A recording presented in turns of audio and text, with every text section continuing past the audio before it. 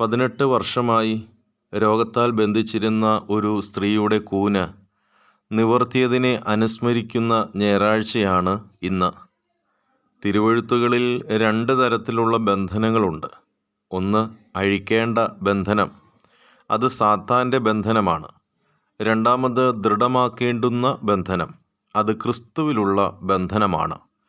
വെറുപ്പിൻ്റെ പ്രത്യയശാസ്ത്രം പ്രഘോഷിച്ചുകൊണ്ടിരിക്കുന്ന പരീശന്മാരുടെ ഇടയിൽ വെച്ച് അബ്രഹാമിൻ്റെ സന്തതിയായ സ്ത്രീയുടെ കൂന് ക്രിസ്തു മാറ്റുന്നുണ്ട്.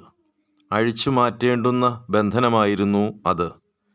മണ്ണിലേക്ക് കണ്ണൂന്നി നടന്നവൾക്ക് വിണ്ണിലേക്ക് നോക്കുവാൻ മശീഹാ തമ്പുരാൻ അവളെ ധൈര്യപ്പെടുത്തി ചേർത്ത് നിർത്തുന്നു.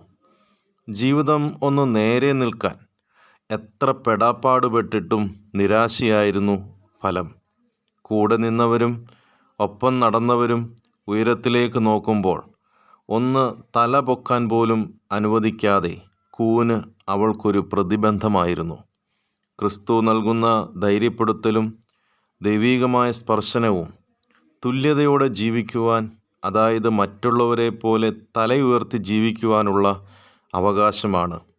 ഭൂമിയെ നോക്കി ജീവിതം ആസ്വദിക്കുന്നവർക്ക് ഉയരത്തിലെ നിർമ്മലത കാണുവാൻ കൂന് നിവർത്തപ്പെടേണ്ടതായുണ്ട്. കൂന് ഒരർത്ഥത്തിൽ ഉയരത്തിലേക്ക് നോക്കുവാനുള്ള ഒരു തടസ്സമാണ്. കൂന് നിവർത്തപ്പെടുമ്പോൾ ഉയരത്തിലെ കാഴ്ചകളും ഉന്നതങ്ങളിലെ അനുഗ്രഹവും സ്വീകരിക്കുവാൻ സാധ്യമാകും. ക്രിസ്തു സ്പർശനത്താൽ കപടതയുടെയും ദുഷ്ടതയുടെയും വഞ്ചനയുടെയും അധാർമികതയുടെയും കൂനുകൾ ഇല്ലാതാക്കി അഭിമാനത്തോടെ ഉന്നതങ്ങളിലേക്ക് നമുക്കും തലകളെ ഉയർത്താം. ദൈവം അനുഗ്രഹിക്കട്ടെ.